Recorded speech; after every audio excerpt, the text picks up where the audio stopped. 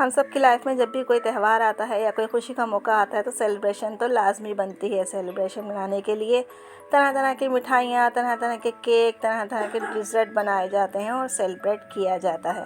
ज़रूरी नहीं है कि कभी कोई मौका आए तो ही सेलिब्रेट किया जाए, कभी कभी मीठा ऐसे भी खा लेना चाहिए।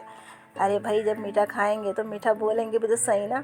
Just joking. अस्सलाम वालेकुम, welcome to my channel tasty food. तो कैसे हैं आप लोग जी। यहाँ मीठा बनाने की बात हो रही थी तो मैंने सोचा क्यों ना कुछ मीठा बनाया जाए, मीठा खाया जाए और आप लोगों को भी सिखाया जाए।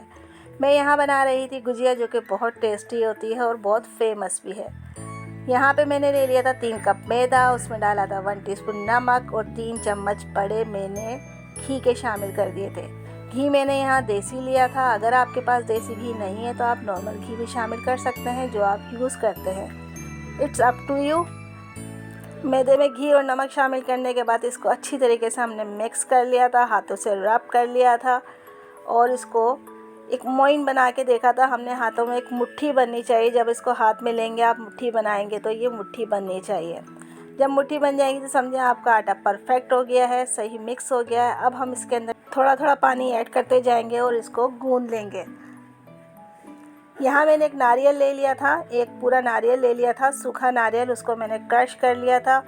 यहाँ पे मैंने 50 ग्राम बादाम लिए थे, उसको कूट लिया था और 50 ग्राम ही हमने यहाँ पे चारों मगज़ ले लिए थे। एक प्याली भर के मैंने पिसी हुई शक्कर ली थी।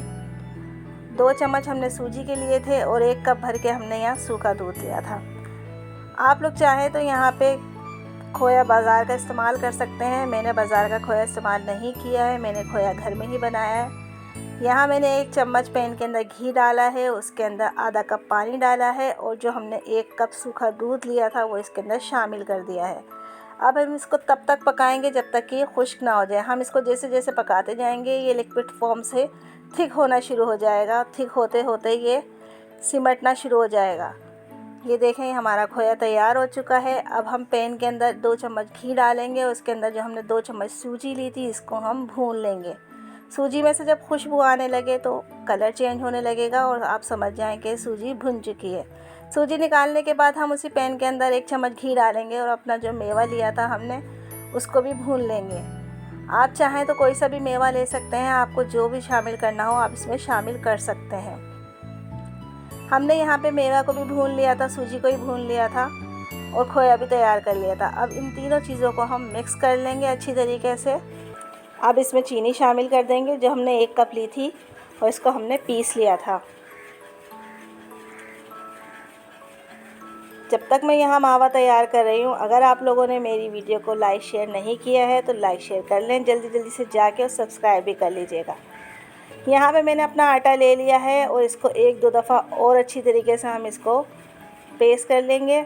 अब हम यहाँ पे एक बेलन ले लेंगे, बेलन की मदद से इसको बेल लेंगे और एक गिलास या कोई कटर ले लीजिएगा। अगर आपके पास राउंड शेप का हो तो इसको राउंड शेप में कट कर लीजिएगा। राउंड शेप में कट करने के बाद हम इसको थोड़ा सा बेलन की मदद से बढ़ा लेंगे।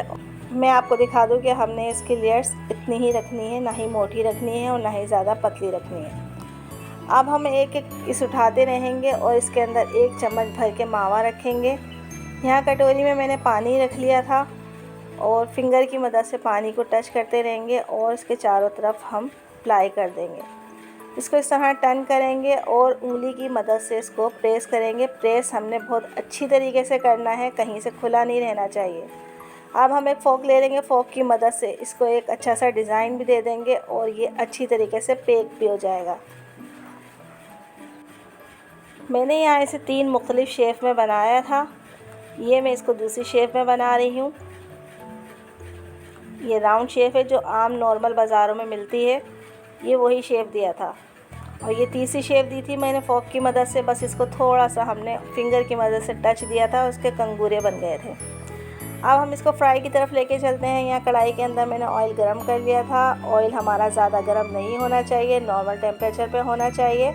अगर ऑयल हमारा ज़्यादा गरम होगा तो फ़ौरन डालने के बाद ये ऊपर से कलर तो आ जाएगा लेकिन अंदर से कच्ची रह जाएगी। अगर ठंडे तेल में डालेंगे तो ये ऑयल बहुत ज़्यादा पी लेगी।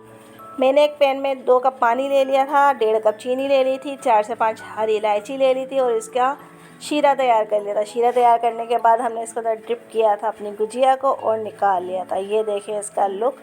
हमारे यहाँ गुजिया तैयार हो गई थी। अगर आपको मेरी रेसिपी पसंद आई तो प्लीज़ सब्सक्राइब कीजिएगा, लाइक एंड शेयर कीजिएगा। Thanks for watching. अल्लाह हाफिज़।